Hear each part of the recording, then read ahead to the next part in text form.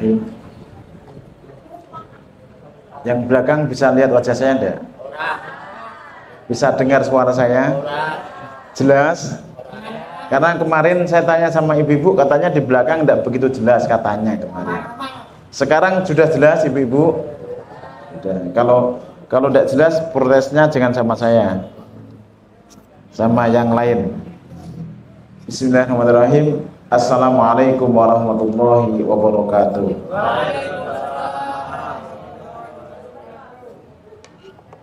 Aku enak nggo kacamata jebule kok. Renggot tulisan iki nek nggo kacamata tak cetha kok. Padha wae sing ngrasake aku kok. Alhamdulillahirabbil alamin. Wassalatu wassalamu ala Rasulillah wa ala alihi wa sahbihi ajma'in. Wallahu ta'ala fil Qur'anil Karim. A'udzu billahi minasy syaithanir rajim.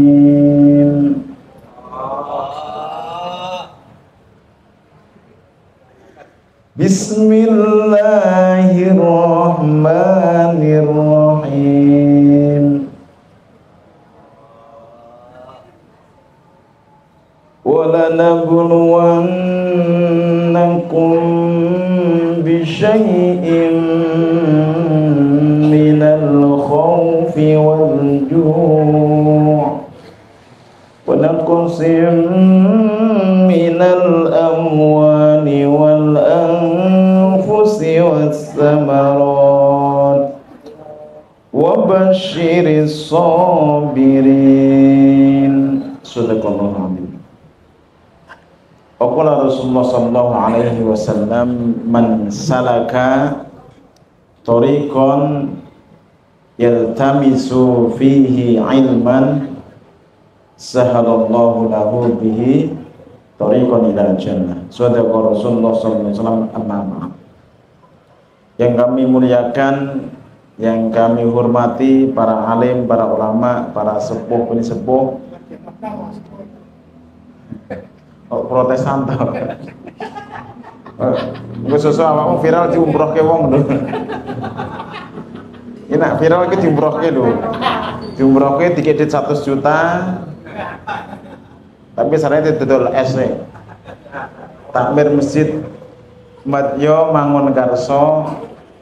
Saudara-saudara, sahabat-sahabat pengurus FKAM, FKAM, dan semua panitia yang sudah membantu terselenggaranya kelancaran acara ini, mudah-mudahan senantiasa diberkahi Allah.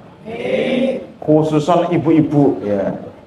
Karena saya lihat pasti di sini yang paling aktif itu nak pengajian pasti ibu-ibu. Makanya saya sama ibu-ibu itu sangat senang sekali. Kenapa? Terus Nabi bapak-bapak senang tak? Ya ora, aku senang ibu-ibu. Nabi bapak-bapak bukan senang Pak, tapi apa ya bahasanya sing enak apa Pak bahasanya? Senep.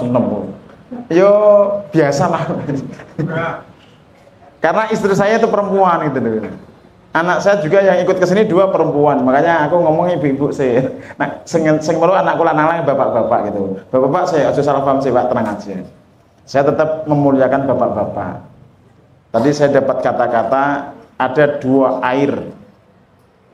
Ada 2 air yang tidak akan pernah bisa kita balas. Yang pertama apa? Air susu ibu. Yang kedua? Waduh keren. Air keringat ayah. Jadi ayah juga tidak kalah dengan ibu-ibu. Siap? Jadi aku malam ini materi kajian itu ada 3. Nak per satu tema itu saja berarti 3 jam ngajian nanti. Siap Bu? Karena apa? Kalau sesuai dengan judul, materinya apa? Orang Indonesia ini memang rata-rata seneng moco gitu. Sing penting ustadz kain. Nah, sesuai judul, kebahagiaan yang sesungguhnya. Dan ini belajar dari kehidupan saya selama piro? Umurku saiki piro pantes iki? 42 yang mau ke 43. Wajahnya terlihat lebih tua atau lebih muda, Pak, Bu? Oh. Yang itu belajar, saya belajar dari lingkungan orang-orang di sekitar saya. Oh, orang yang baik seperti ini, hasilnya seperti ini. Kalau kita baca Al-Quran, kalau kita baca hadis, mungkin kadang-kadang kurang percaya, meskipun nanti takoni percaya. Udah. Tetapi secara prakteknya kadang-kadang kita kayak kurang misalnya gini, Allah berfirman bahwa misalnya wa minal laili fatahajjat bihi nafilatan lak asa ayyab'asaka rabbuka maqaman mahmuda.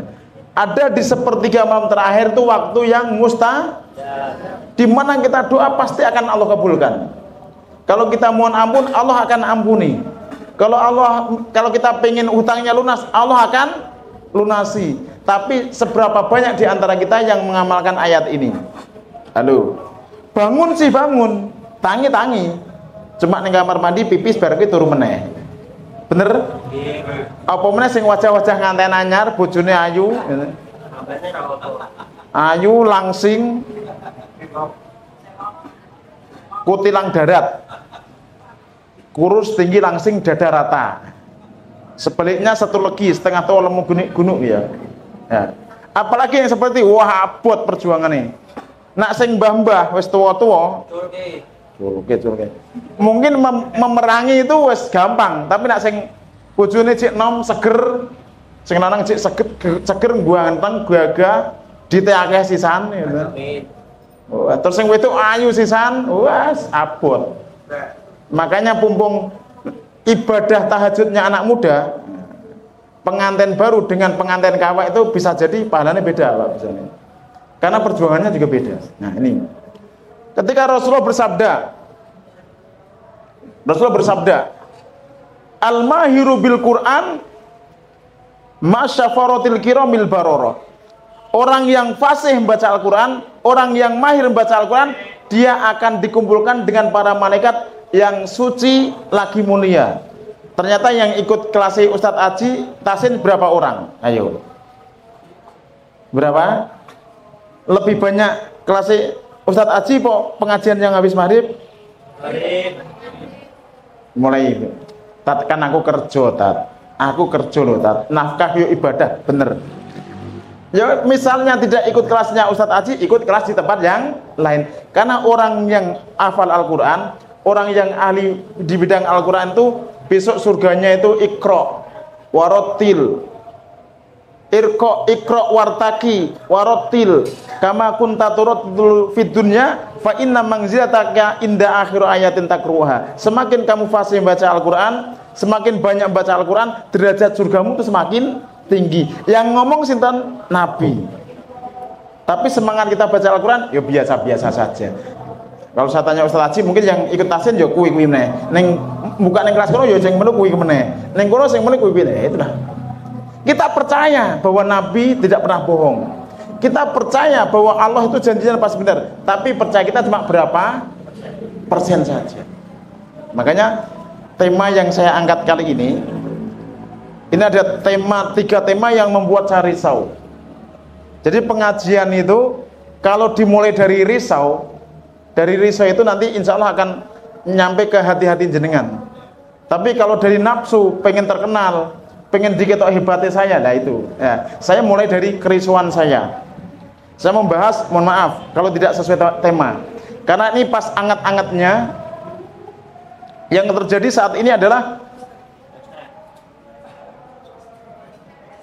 ya diantaranya itu viralnya ST, paham ya? Bapak mengertos Pak, ngertos viralnya ST ngertos apa? Magelang ngerti. Kok ya ngerti itu. Ternyata sepuh-sepuh yang ngerti. Ibu-ibu ngertos viralnya ST? Tahu. Siapa, Bu? Ya itu disebutkan cetok-cetok toh, Bro. Gus M, Gus sana. Dan itu pelajaran besar bagi kita. Pelajaran besar bagi kita. Saya ikut pengajian di mana-mana. Ada seorang ustadz yang candanya itu canda yang luar biasa. Menurut saya candanya orang cerdas, candanya orang berilmu, candanya orang cerdas. Contohnya, kalau saya ngomong apa ya ngomong apa. Ustadz Abdul Somad tuh seneng canda enggak?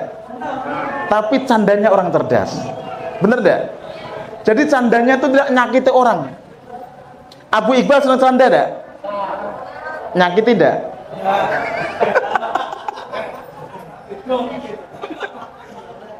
Kalau canda saya kok nyakiti orang, berarti saya bukan orang Nabi itu sering canda.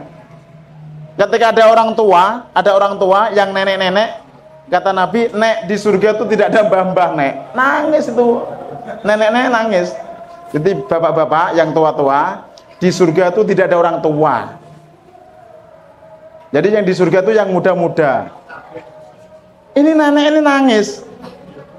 Ya Rasul, berarti saya tidak bisa masuk surga. Setelah dia nangis, Nabi ngomong, bukan gitu, nek. Maksudnya, besok kalau nenek masuk surga, kembali muda. Penduduk surga tuh, kalau saya pernah baca ayat Al-Quran, kalau salah nanti diralat, usia sekitar kurang lebih 35-40 tahun. Kalau tidak salah, kalau salah tolong diralat. Jadi, usia kayak saya ini kelihatan tua enggak kira-kira? Jawab, nanti takut jawab lebih enak. Ibu-ibu kelihatan tua enggak, Bu?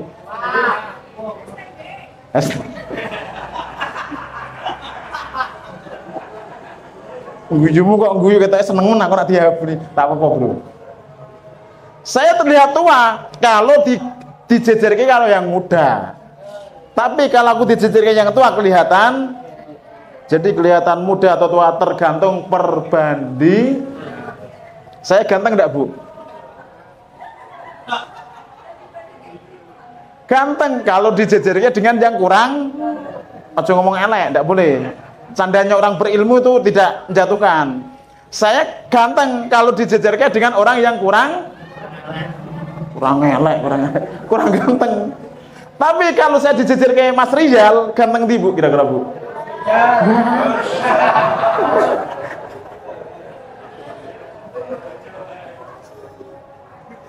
Tak doakan masuk surga, tak doakan sukses dunia akhirat. Ini candanya orang berilmu tuh mendoakan, bukan menjatuhkan. Guju terus. Oke, nah maka saya akan bahas tanda-tanda sebenarnya orang yang tolol tuh yang kayak apa toh? Karena di canda itu kan ada kata-kata tolol, bener dah? Di mana tandanya? Orang yang tolol yang sesungguhnya yang kayak apa? Mohon maaf saya tidak banyak baca dalilnya, nanti tolong dicari dalilnya sendiri. Karena saya tadi mau belajar siap-siap nulis, ternyata ada sesuatu yang harus saya selesaikan. Makanya saya terus mak poin-poinnya. Mungkin dalilnya tidak saya spesifik, tapi nanti tolong dicari. Kalau sekiranya tidak sesuai dengan dalil, tidak usah dipakai. Kalau tidak sesuai dengan hadis, tidak sesuai dengan Al-Quran, tidak usah dipakai. Kalau kira-kira kok bagus, sudah dipakai gitu. Sepakat? Tanda-tanda orang tolol. Yang pertama, orang yang suka mencaci. Tulis. Jadi kalau ada orang tukang mencaci, dicaci, caci, itu berarti dia orang yang cerdas. Dia tidak akan pernah mencaci, meskipun dia orang yang ahli maksiat, meskipun dia seorang pelacur, meskipun dia seorang yang dia tidak akan pernah mencaci orang yang cerdas itu. Karena setiap melihat kesalahan orang, dia melihat dengan kasih sayang. Melihat orang dengan apa? Dengan kasih sayang. Makanya dia tidak akan pernah mencaci orang. Saya punya teman, ini yang luar biasa. Teman saya itu kalau untuk ngandani orang-orang yang mabuk, dia ngambil remi, tapi ini bukan untuk ditiru, bukan. Diajak main remi itu, ben dia tidak mabuk, ditungkul ke itu. Dibuatkan teh, dikasih remi, ben orang mabuk, Pak. Kira-kira bagus tidak seperti itu? Bagus tidak? Kenapa? Kalau tidak jadi malah daripada aku yang pertelon, mending ninggonku. Meh dolanan remi, tak siapi remi ini. Meh ngombe teh, tak siapi teh. Kopi ini tak siap. Kira-kira orang yang seperti itu, insya Allah sebenarnya hidayah tidak seperti itu. Nah aku ngomong, atau bandak-bandak ning dalan kayak kurang ajar, tukang mabuk kira-kira piye, Pak? Kira-kira. Nyakit tidak? Iso-iso aku dicegat, oh ustaz kakeane kayak gitu. Bener enggak? Makanya pandanglah orang-orang yang sedang maksiat, pandanglah orang-orang yang berdosa, pandanglah orang-orang yang belum benar itu pandangan dengan pandangan kasih sayang. Ya Allah, ini hambamu ya Allah, mudah-mudahan Engkau beri petunjuk hambamu ke jalan yang lurus. Sampai semuanya teman orang-orang yang mabuk itu pada sadar apa? Dia diajak pas mabuk pas diajak digendong, didusi, disandangi. Akhirnya orang-orang yang mabuk itu semuanya alhamdulillah atas izin Allah sadar lewat dia. Kita sering tergesa-gesa nak ngandani anak pengennya lendang sadar. Nak ngandani bojo pengennya lendang mambang. Pengennya lendang manut. Nak ngandani wong sing ra bener pengennya lendang sadar. Inilah kita. Makanya dakwahnya dakwah dengan nafsu, dakwahnya dengan emosi, dakwahnya dengan ambisi, dakwahnya dengan caci maki. Yang terjadi apa akhirnya? Ya tidak mendapat hidayah orang itu. Ya, ciri orang yang tolol yang pertama apa Pak Bu? Suka mencaci, suka mencela. Ma'aban Nabi SAW. Nabi itu tidak pernah mencaci, jangankan manusia, makanan aja tidak pernah dicaci sama Nabi. Makanan aja Nabi tidak pernah mencaci. Kalau Nabi suka, beliau makan. Kalau tidak suka, ditinggal tanpa mencaci. Coba bapak-bapak tak kredit jutaan kok. Masakmu cuma jangan kangkung kau yang tak fokus aduyan aku. Ada tidak kayak gitu? Ada. Kita ngulidit jurah patik pinter tapi apa-apa aduyan ada ndak? Ada. Ning di Israel kono. Dene sing elek Israel. Nah, sing apik-apik wong Indonesia ya. Wong Indonesia ki apik-apik. Nabi itu tidak pernah mencaci makanan. Makanan aja tidak pernah apalagi manusia. Berarti kalau ada orang kok suka mencaci manusia, itu bukti bahwa dia adalah orang yang tolol. Ndak usah nyebutke nama, ndak usah nyebutke nama. Sing guyu-guyu berarti nonton gitu aja. Yang kedua, ciri orang yang tolol, orang yang bodoh adalah orang yang suka berkhianat. Ayatul munafiki salas. Idza haddasa kadzaba wa idza wa'ada akhlafa wa idza tumina khana. Ciri orang-orang yang bodoh di antara adalah orang yang suka berkhianat. Dikasih amanah malah berkhianat. Kalau saya memberikan kepercayaan kepada jenengan, kemudian jenengan bisa menjaga kepercayaan dengan sebaik-baiknya, jenengan nanti akan berikan saya lebih banyak tidak biasanya? Biasanya lebih banyak. Jadi yang menjadikan sampai sekarang kita tidak maju, yang menjadikan kita sampai sekarang tidak sukses, jangan-jangan karena kita itu belum bisa menjaga amanah. Amanah apa? Bagi orang yang nganten baru, amanahnya siapa? Istrinya. Yang punya anak satu berarti amanahnya siapa? Istri dan makanya jenengan ambisi nikah lagi. Kok ora kelakon-kelakon apa? Sebab juga amanah siji wae kangelan kira. Noko edas terbujuk siji telat-telat. Sampai dulu ada yang curhat sama saya, Ustadz, saya itu cuma seorang istri, saya itu jengkel sama suami saya. Cuma njeluk katok kalau rego 20.000 ora tukokke, Ustadz. Padahal suami saya itu kalau sama orang tuh lomannya luar biasa. Tapi berhubung aku jeluk katok kolor 20.000 ora ditukoki, ada itu yang curhat sama saya. Guru-guru katok kolor 20.000 itu jadi masalah juga. Makanya bapak-bapak kalau istri jeluk katok kolor langsung tukokke. Mak curhat karena aku berarti ada curhat yang nomor 2 ini nggih siji kan. Lanjut. Yang pertama apa tadi? Apa? Suka mencaci. Jadi mulai saat ini jangan suka mencaci. Semua orang itu kita pandang dengan pandangan rahmat. Yang kedua, orang yang suka berkhianat. Ini adalah orang-orang munafik. Ayatul munafiki salas. Tanda-tanda orang munafik itu ada. Idza haddasa kadzaba. Ketika dia berkata berbohong. Wa idza ikhtalafa. Ketika dia berjanji dia mengingkari. Ketika dia dipercaya dia, nah ini orang munafik. Kalau ada salah satu berarti kita ada tanda munafik. Di ayat Al-Qur'an ada disebutkan wa idza qamu ila sholati qamu kusala yuraunan nas wa la yadhkurunallaha illa qalil. Ciri orang-orang munafik itu diantaranya adalah ketika mendirikan sholat dia malas gose. Sholat duhur jam berapa sekarang?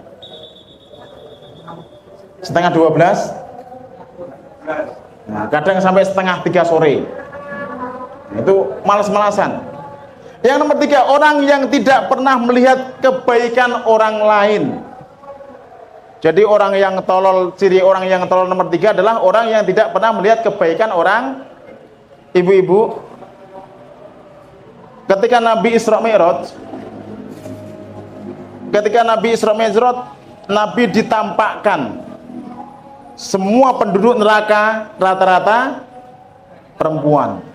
Padahal kalau kita lihat pengajian yang banyak rata-rata, kenapa yang ngaji yang banyak perempuan, tapi yang di neraka kok kebanyakan perempuan? Makanya setiap khutbah Idul Fitri, Idul Adha, itu Nabi pasti ada pesan khusus untuk para wanita. Di akhir khutbahnya, wahai para nisa, ya maksarun nisa,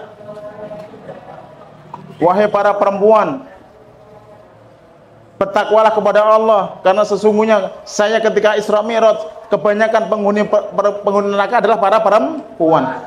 Dosanya apa? Yang pertama, karena dia selalu mencaci, mencela. Yang kedua, tidak tahu terima kasih kepada suaminya. Wah, wong lanang saiki nggih dipilo. Oh, gantian wong itu tak pilo, tenang ya. Jadi yang menjadikan perempuan tidak masuk neraka kebanyakan karena apa? Yang pertama, selalu misalnya suami ngasih kebaikan yang begitu banyak, hanya satu kejelekan kadang-kadang dilupakan, yang diingat kejelekannya terus. Yang pertama, karena banyak mencaci, banyak ngeyel karo suami. Ini kan ada video yang viral ya, ada video yang viral, bener gak? Tugas masak adalah tugas laki-laki. Viral kan videonya itu. Tugas nyapu tugasnya laki-laki. Tugas ngepel tugasnya ibu. Coba jangan kenceng bu, karena ini bener bu. Tugas masak tugasnya siapa bu? Sing kenceng. Ngepel suami. Nyapu nyewoi anak, nyewoi suami, sewa dewi tau. Karena apa? Tugas perempuan hanya 2. Yang pertama taat kepada Allah, yang kedua taat kepada suami. Karena tugasmu taat kepada Allah dan suami, maka setiap disuruh suami harus taat. Kon ngepel kon nyapu, kon masak, kon nyewoi anak. Tugas ini cuma 2 bu, taat kepada Allah, atiullah, dan taat kepada suami. Kebanyakan wanita yang masuk neraka karena apa? Suka mencaci. Dan nomor 2, tidak menerima pemberian suami. Alah bojoku ki sapa? Ngono ndak anjen. Nek sapa papoh lanang-lanang tok. Ndak iso diandalke blas. Padahal sing masang gendeng ya bojone. Mondasi tukange ya bojone. Apa meneh? Golek nafkah duit ya tapi gara-gara sehari kekurangan kadang alah bojoku kira sapa-apa. Cara diijolke dealer entuk tak ijolke. Ada di mana? Israel kono. Nak sing ngene iki salehah kabeh insyaallah.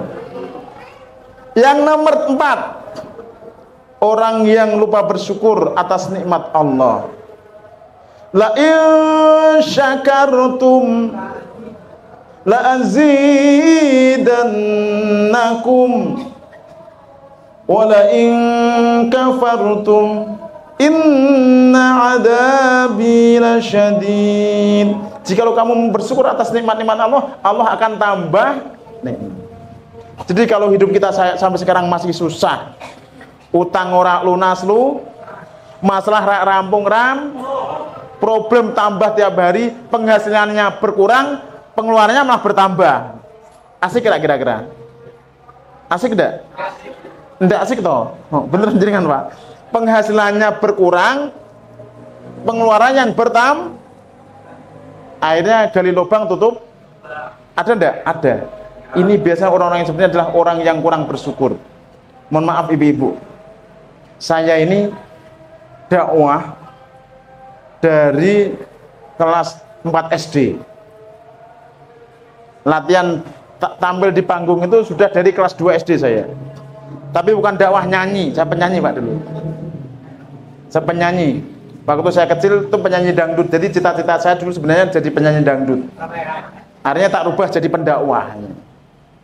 Saya kelas 2 SD jadi penyanyi dangdut. Kelas 6 SD juara mocopat dan danggulo Semarang nomor 3 saya, gitu. Tapi kok akhirnya jadi pendakwah. Inilah berarti saya tersesat di jalan yang kok tersesat. Apa? Belok di jalan yang tepat gitu Mas. Kok jadi hilang, mari ngomong apa ya? Guru-guru cerita jadi hilang. Astagfirullahaladzim. Kok hilang gitu? Enggak tak terus kena kilingan ya, gampang ya. Yang nomor 5. Lupa ya, diarek ngomong dari lali. Lanjut ke materi. Yang nomor 5. Tadi masalah nikmat ya. Jadi kalau hidup kita kilingan Pak gitu. Jadi kalau hidup kita susah karena kita kurang bersyukur, maka perbanyak syukur. Syukur itu saking semangat. Wis wayahe wayahe. Awakmu kata aku. Yes. Yes, wis wayahe ngombe. Bismillah. Kurang sedih. Narek untuk ngombe wong ganteng ini. Bismillah. Alhamdulillah. Bismillah. Alhamdulillah. Maksudnya ini maksudnya minum itu jangan langsung glogokan gitu loh maksudnya. Sedikit-sedikit 3 kali. Ya, setelah 3 kali kalau mau dihabiskan monggo. Biar apa? Enggak tahu saya. Aku pernah diajari guru saya seperti itu. Nanti cari dalilnya sendiri. Jadi kalau hidup kita susah karena kita kurang Nah, ini aku kelingan tenan. Saya itu dari kecil sampai sekarang itu dakwah. Berapapun saya dikasih sama jamaah itu tidak pernah nolak saya dan tidak pernah protes.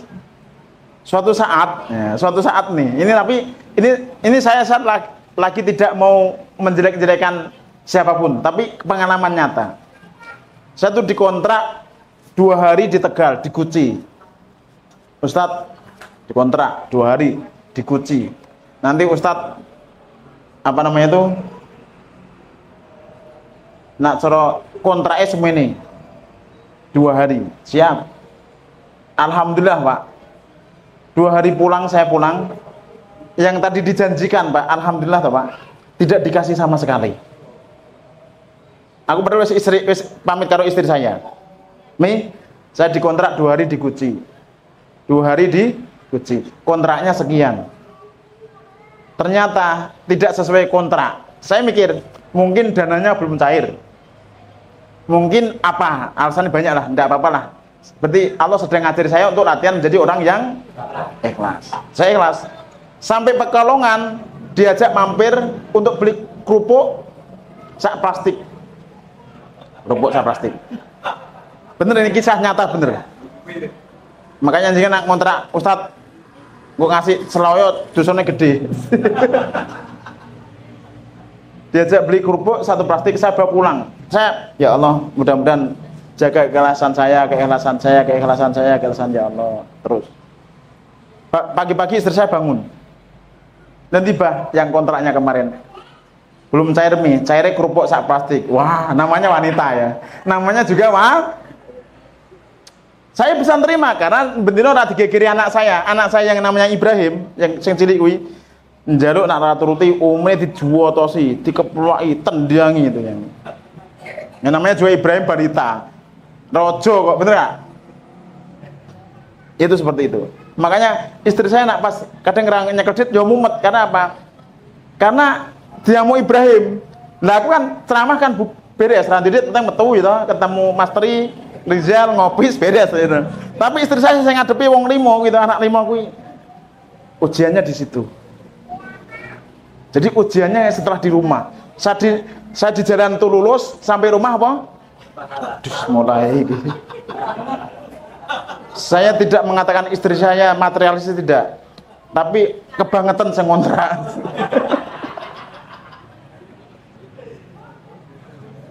Apalagi zaman sekarang, betul. Apalagi zaman sekarang, beras harganya, lombok harganya, sayur harganya. Saya sering nganter istri saya. Kadang dulu sering memprotes istri saya. Ada istri saya, "Mbok sekali-kali nganter saya belanja." Bener. Cuma tuku lawah itu kadang-kadang meh entek 50.000. Bener enggak, Bu?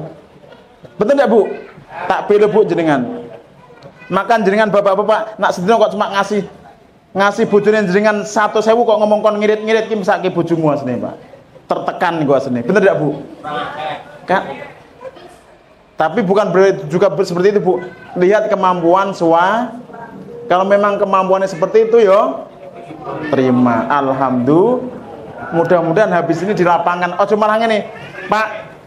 Semene iki entuk apa to, Pak? Kanggo blonjo sayure tok Mas. Kanggo blonjo sayure tok wis ora cukup. Nek ora percaya blonjo dhewe. Boleh ndak seperti itu? Tapi harusnya apa? Ya Allah, mudah-mudahan meskipun dikasih suami saya tidak seberapa menurut hitungan matematika, tapi cukup ya Allah. Nanti Allah akan berikan rezeki yang tidak disangka-sangka. Contoh nih, Pak, jangan lihat motor merah itu di situ. Lihat deh. Lihat deh. Kencering enggak itu? Nah, ceritanya gini. Ini masalah hidup bahagia, Pak. Ini motor merah itu tadi yang naik dari rumah saya itu. Kencering toh. Saya ojo nganu saya tak ceritane ceritanya. Saya itu jadi gini, urusan dunia itu ketika kita sudah pasrah, sudah lillahi ta'ala, sudah ya Allah, sudah bersandar kepada Engkau ya Allah, itu Allah akan menurunkan apa? Pertolongan. Itu sejarah gini. Saya tuh punya motor 3. Yang satu tak jual untuk umroh, yang satu tak jual untuk, kalau tidak salah anak saya sakit apa, operasi atau apa, saya lupa. Ya tinggal satu di rumah. Sama anakku, spionnya diuculi, plat nomornya malah dipasang-pasang. Malah kemarin sempat totoknya udah diuculi. Ya Allah, nang ya Allah, stop. Abah mungkin pendakwah ya. Abah mungkin pendakwah. Mosok mangkat ngaji mbek protolan kira-kira secara adab pantes mbok ora. Mbok dipasang tonan. Yo babar dipasang. Sampai 2 minggu lah dipasang-pasang. Makanya 2 minggu aku ning omah terus mbek pasrah terserah jenengan ya Allah. Pasrah. Yang penting saya sudah ngomong. Saya Bu, alhamdulillah saya tuh teman polisi banyak alhamdulillah. Dan polisi-polisi kalau sama saya baik rata-rata. Makanya tak doakan polisi-polisi mudah-mudahan rezekinya lancar. Biar memudahkan urusan rakyat gitu ya. Polisi-polisi saya kalau sama saya tuh baik. Yang di Indonesia. Nah, Israel berarti aku. Itu baik-baik. Misalnya saya nembung teman-teman saya polisi, mungkin ada yang bantu saya. Tapi saya pasrah ya Allah, saya terserah jenengan ya Allah, saya sudah pasrah, sudah ngandani anakku, sudah tak pesan bolak-balik, sampai aku lu kadang ngisi ceramah gue motor protolan, sampai izin Mbak aku ya Allah. Jadi sampai dodo ya Allah. Astagfirullah. Kok ya orang jamaah yang pengertian ya Allah. Ndak apa-apa iki guyon. Bar kuwi kemarin saya ditelepon. Saya itu di tempat yang baru. Di tempat yang baru itu tidak keinginan saya, tak kasih tahu. Jadi segala sesuatu yang bukan keinginan kita, terkadang itu kita kayak dipaksa teman kita, kayak dipaksa keluarga kita, justru disitulah Allah akan mendatangkan pertolongan. Ceritanya ini seperti itu. Saya dipaksa teman saya, Ustadz, jangan tak kenal ke seseorang, orangnya baik Ustadz. Ustadz kesana. Ya terserah, kenal ke ya karepmu, ora ya karepmu. Ora Ustadz kudu tak kenalkan orang itu. Ayo tak diterke karo koncoku. Terkait ternyata aku ketemu orangnya kok Masya Allah, ngobrol sama bapaknya, Subhanallah, ini orang yang benar-benar baik. Ayo, bapak kok ayo. Terus setelah ngobrol bapaknya, saya ketemu ibunya. Ternyata ibunya juga orang yang baik. Ya Allah, alhamdulillah ya Allah, ini sesuatu yang tidak saya inginkan. Saya tidak pernah ingin ketemu orang ini, tapi ternyata jenengan kenalkan saya orang yang baik sekali ya Allah. Alhamdulillah ya Allah, saya dipaksa teman saya, berarti dipaksa ini ternyata Allah mau menunjukkan saya. Nah, di situ saya dipercaya sama beliau. Habis itu saya, Ustadz kok jarang ngetok di kantor? Alhamdulillah Bu, Saya itu ada motor satu diprotoli anakku, Bu. Jadi aku nak pasare ning kantor itu khawatir kok nak ora polisi dikira aku nyepeleke polisi gitu. Habis itu ibu itu langsung, Ustadz, itu motor di rumah dipakai, ambil aja. Ini suruh ngambil, Pak. Dipakai, Ustadz, suruh ngambil. Entah ini kayak aku, apa disilahi saya tidak tahu. Dungake muga-muga dikek aku ya. Ya dungake ya. Didungake muga-muga ini dikasihkan saya dan yang ngasih saya dapat ganti 10 kali lipatnya. Siap jemaah? Amin. Dipakai. Kata istri saya, ini diselahi apa Bah? Ya saya tidak tahu. Ya mudah-mudahan dikasihkan kan itu ya. Jadi suruh pakai gitu. Dan ibu bilang, Ustadz nanti kalau misalnya ada apa-apa, telepon ibu. Itu. Jadi sesuatu yang terkadang tidak kita kejar mati-matian, justru disuruh adalah pertolongan. Jadi terkadang dari keterpaksaan.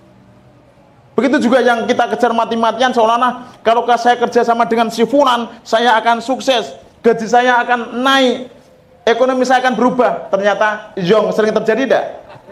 Sering. Saya itu sering terjadi kayak gitu. Makanya mulai saat ini kita mengalir. Apa Bu? Mengalir. Dan prinsip kemarin ketika saya ketemu Ustadz Abdul Somad, kenal Ustadz Abdul Somad, singkatan apa? UAS ya. Sama seperti saya singkatnya sebenarnya singkatan saya juga UAS. Karena nama saya kan Agus Santoso, UAS, Ustadz Agus Santoso. Abu Iqbal hanya nama panggung aja. Ini UAS, saya UAS ya, ini UAS. Ustadz Agus Santoso. Kata beliau kemarin, kok yang gini tenang nih, UAS. Agus Santoso. Berarti disingkat UAS, Ustadz Agus. Ini nama asli. Abu Iqbal kan nama panggung aja. Tak kasih tahu nama asli saya.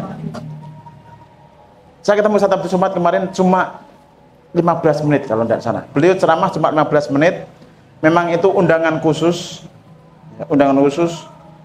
Sampai saya bawa teman saya yang nganter saya, yang nyupiri saya, istri ajudan saya, asisten saya, masuk aja tidak boleh. Padahal saya ngomong, saya tadi bareng sama ini panitia, ini yang nyupiri saya, ini orang kepercayaan saya, boleh masuk tidak? Tidak boleh, karena ini undangan hanya satu ruangan kurang lebih 100 atau berapa itu. Jarak saya sama Ustadz Jumat, jarak sini sama masa itu yang pakai baju kuning itu. Beliau cuma ngomong di depan kita, nasihat cuma 15 menit. Tapi saya merasakan saya dapat ilmu yang luar biasa. Seolah-olah saya itu sudah belajar lama sama beliau. Inilah luar biasanya beliau ya. Beliau mengatakan sedantaran seperti ini. Kita silahkan, kalau mau bersinar silahkan, semua orang itu bersinar. Tapi jangan sampai meredupkan cahayanya orang. Siap? Ya. Silahkan bermanfaat, silahkan berkibar, silahkan jadi orang yang sukses, tapi jangan sampai kita itu meredupkan cahaya orang lain. Kalau kita bisa seperti itu, insya Allah nanti kesuksesan akan mendatangi kita, rezeki yang tidak disangka-sangka akan mendatangi kita. Ya siap ya, lakukan itu. Jadi saya sekarang itu beda dengan saya yang dulu. Aku yang dulu bukanlah yang. Kalau dulu saya itu semangat 45, pokoknya setahun kudu mobil, setahun bangun rumah tingkat 3 miliar, rumah tingkat 3, setahun nambah.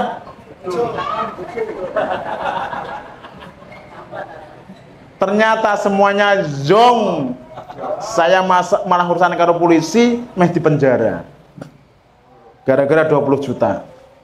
Karena apa? Karena mengejar apa dengan apa? Nafsu. Jadi kalau menjalani hidup itu jangan dikejar dengan nafsu, jangan dengan ambisi, tapi ya Allah, saya pasrah kepada Engkau ya Allah. Pasti Engkau selalu memberikan saya yang terbaik. Berarti laki-laki yang terbaik ya yang saat ini menjadi pasangan jenengan, Bu. Meskipun kadang-kadang jengkel. Perempuan terbaik saya itu ya yang menjadi istri jenengan, Pak. Meskipun kadang-kadang ngecerewetnya kaya maklam. Karena itu memang pilihan Allah untuk kita, dan itulah yang terbaik. Kalau anak kita saat ini masih belum belum seperti yang kita inginkan, ya itulah yang terbaik. Kalau pasangan kita saat ini belum sesuai yang kita inginkan, ya itulah yang terbaik saat ini. Karena apa? Di akhirat itu ada pahala. Pahalanya orang yang taat itu 300 derajat. Berapa? Banyak enggak? Ya kalau dirupiahkan misalnya ini cuma analisa saja. 300.000 misalnya ya, atau 300 juta. Pahala meninggalkan maksiat itu 600. Taat 300. Orang taat sama meninggalkan maksiat itu lebih berat mana? Meninggalkan maksiat. Taat itu insya Allah lebih gampang. Meninggalkan maksiat itu berat, apalagi berdua-duaan dengan laki-laki dan perempuan yang bukan muhrim. Wah, abot lagi. Makanya banyak terjadi kasus-kasus kiai-kiai masuk penjara gara-gara santrinya banyak toh, kemarin viral. Karena meninggalkan maksiat itu berat. Yang nomor 3 adalah ketika kita diuji dengan musibah, sabar itu pahalanya berarti 900, 300, 600, ujian itu 9. Jadi kalau ada 2 anak, yang satu baik, itu berarti kita akan dapat pahala apa? Pahala syukur. Jumlahnya berapa? Kira-kira 300. Nah 300.000, 300 juta, atau 300 miliar. Wallahu yudhaifu liman yasha, terserah Allah. Tapi kalau kita menghadapi anak kita yang kurang baik, kita masih sabar, masih ngemeng, mendoakan, memandang dengan kasih sayang rahmat, pahala kita berapa? 900. Mau marah bisa marah, tapi kita bisa menahan 600.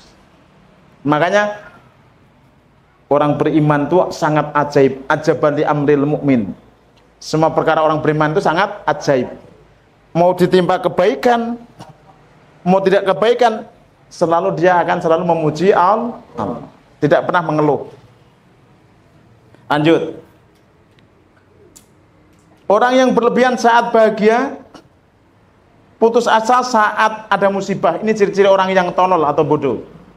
Orang entuk nikmat senengin telunjak, wah seneng.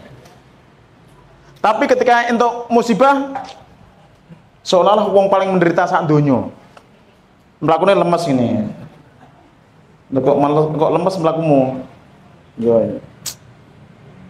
Dagangan tak payu-payu. Wis bojo cerewet ra karuang. Mertua malah jengkel lagi sisan. Konco-konco malah nyebel lagi sisan. Sore punjan susah. Tapi ketika dagangnya laris, wow. Fa ammal insanu idza mabtalahu rabbahu fa akramahu wa na'amahu fayaqulu rabbi akraman. Wa amma idza mabtalahu faqadara alaihi rizqah fayaqulu rabbi ahanan. Ketika mendapatkan nikmat, sampai hebat ya saiki ya, motornya anyar. Gue gitu loh. Oh. Wah, bojomu ayu men. Wah. Gue gitu loh. Wah, omahmu anyar ya. Wah. Aku kok. Ngono. Tapi ketika punya masalah sithik langsung nepi kabare, aduh lemes dah. Motorku ditipu wong.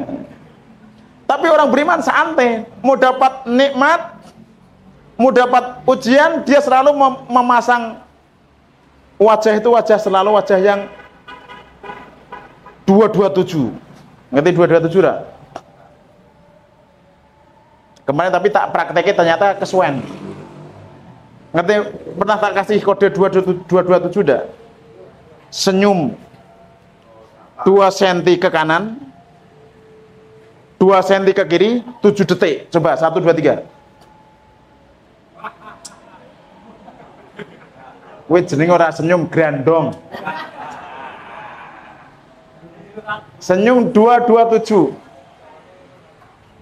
Bibirnya ditarik ke 2 cm ke kanan, 2 cm ke kiri, selama 7 detik. Yuk 1, 2, 3. 1, 2, 3, 4, 5, 6, 7. Dan ini kalau kita mau berbicara di depan umum, kalau kita pengen materi santai tapi dapat materi, dapat ide banyak di panggung, itu caranya apa? Perbanyak senyum 2, 2, 7. Ini ilmunya orang public speaking. Ini ilmunya orang yang tidak demam panggung.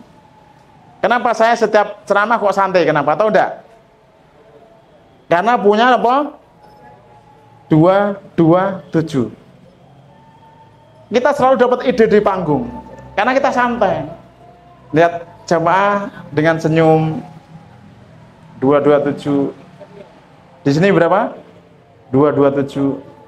Ibu-ibu 2, 2. Kalau ibu-ibu yang cantik berapa? Yang nenek-nenek 3, 3, 1. Yang cantik-cantik,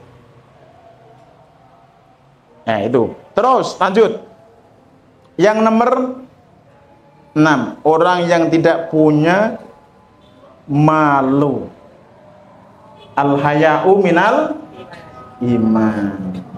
Ketok nak, mohon maaf, ketok nak wetenge setulegi lemune ra karuang, tapi nggo pakaiane sing mritit. Melu senam. Ning lapangan bebas. Kira-kira kayak itu ngisi-sini ra? Bisa sing nyawang yo ora patek seneng, tapi untuk dosa. Itu namanya tidak punya malu, tahu diri. Kalau mau senam tidak apa-apa, di rumah sendiri tidak apa-apa. Gue pakaian seminim mungkin tidak apa-apa di depan suaminya. Tapi kalau di luar ya, wis bodine ndak jelas gitu. Melu senam ning lapangan, teriak-teriak, ya Allah.